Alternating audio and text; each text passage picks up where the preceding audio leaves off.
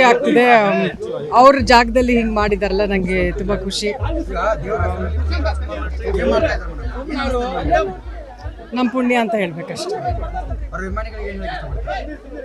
ನಾವು ಯಾವಾಗಲೂ ಅವರಿಗೆ ಚಿರಋಣಿ ಅಷ್ಟೇ, ನಾನು ನಮ್ಮ ಕುಟುಂಬದವರು.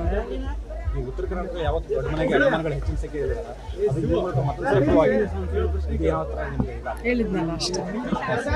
ಯಾವಾಗಲೂ ನಾವು ನಮ್ಮ ಕುಟುಂಬ ಎಲ್ಲ ಅಭಿಮಾನಿಗಳಿಗೂ ನಮ್ಮ ಚಿರಋಣಿ.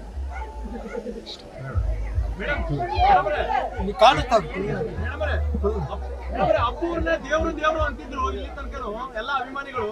ಇವಾಗ ದೇವರಾಗಿ ಅವರಿಗೆ ದೇವಸ್ಥಾನ ನಿರ್ಮಿಸಿದ್ದಾರೆ. ನೀವು ಯಾವ ರೀತಿ ವಿಶೇಷ ಅನಿಸ್ತಾ ಇದೆ? ನಿಮ್ಗೆ ಯಾವ ರೀತಿ ಖುಷಿ ಆಗ್ತಾ ಇದೆ? ಅವರ ಪತ್ನಿ ಹೀಗೆ ಗೊತ್ತಿಲ್ಲ ಏನು ಹೇಳಕ್ಕೆ. ಮೇಡಮ್ ಅವ್ರು ಬಂದು ಉದ್ಘಾಟನೆ ಎಲ್ಲ ಮಾಡಿ ಹೋದ್ರು. ದೇವಸ್ಥಾನಕ್ಕೆ ನಾವು ಭಾಳ ಆಸೆ ಇಟ್ಕೊಂಡಿದ್ವಿ, ಅವರೇ ಬರಬೇಕು ದೇವಸ್ಥಾನದ ಉದ್ಘಾಟನೆ ಮಾಡಬೇಕು, ಆಮೇಲೆ ನಮ್ಮ ಮಗಳಿಗೆ ನಾಮಕರಣ ಮಾಡಬೇಕಂತ.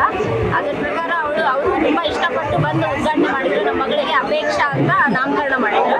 ಆಮೇಲೆ ಅಭಿಮಾನಿ ಒಳಗಡೆ ಒಂದು 2 ನಿಮಿಷ ನೀವು ಕಾಲಿಟ್ಟು ಹೋಗ್ಬೇಕು ಅಂತ ನಾವು ವಿನಂತಿ ಮಾಡ್ಕೊಂಡ್ವಿ.